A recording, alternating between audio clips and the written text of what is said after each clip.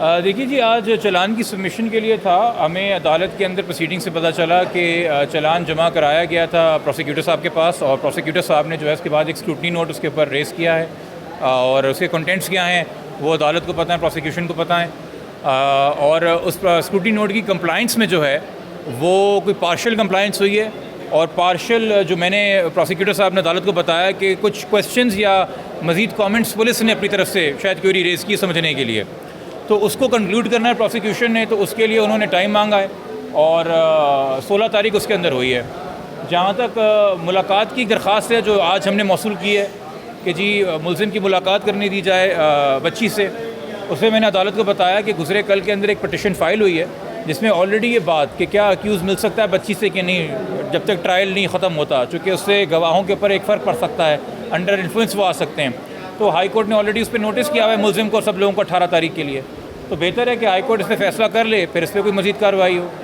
तीसरी बात थी जी 164 के बयान से, उस पर एक बड़ी अजीब सी बात है कि जब अब तक के सारे बयानात बच्ची के जो हैं वो मुलज़िम के फेवर में हैं, जो मुलज़िम का अपना मौक़िफ़ है, मुलज़िम का सारा केस इस बात पे खड़ा हुआ है कि जी बच्ची का 164 का बयान मेरे फेवर में, 161 का बयान मेरे फेवर में, जो और 2-3 मजिस्ट्रेट्स को उसने बयान दिए मेरे फेवर में। अच्छा, अभी रिसेंटली जो आपके पास मीडिया के तवज्जुह से हमें मिली 1 तारीख की प्रोग्रेस रिपोर्ट, जिसमें आयू साहब ने कहा कि मैंने फिर बच्ची का बयान लिया है, और उसमें भी वो पुराने बयान की तस्दीक कर रही है।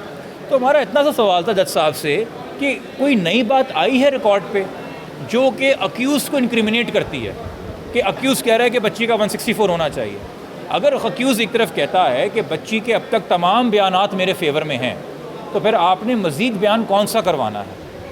तो ये सवाल था। अदालत ने तो कहा मैं इस पर ऑर्डर करूँगा, चूँकि अदालत भी इस हवाले से मुतमईन थी कि ये स्टेज नहीं है अब, मगर फिर अक्यूज़ ने आखिर वक्त पे कहा कि मुझे थोड़ा टाइम चाहिए।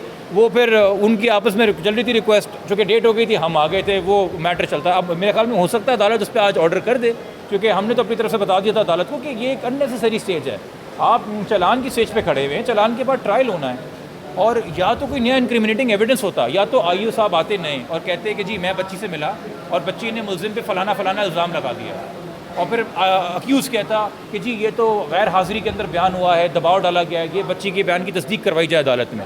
एक तरफ मुलज़िम कहता है जी सारे बयान मेरे फेवर में बच्ची के, दूसरी तरफ मुलज़िम कहता है नहीं जी ये बयान मैंने कोर्ट में कराना है।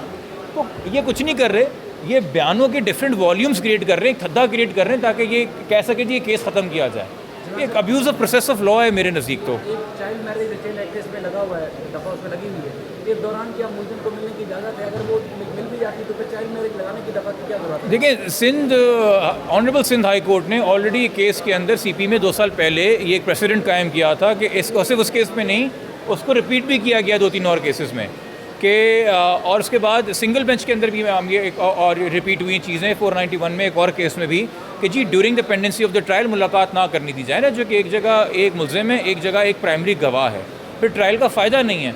अगर आप मुलाकात करने देंगे और इन्फ्लुएंस होने देंगे, फिर वो ट्रायल की स्टेज तक मामला हो जाए।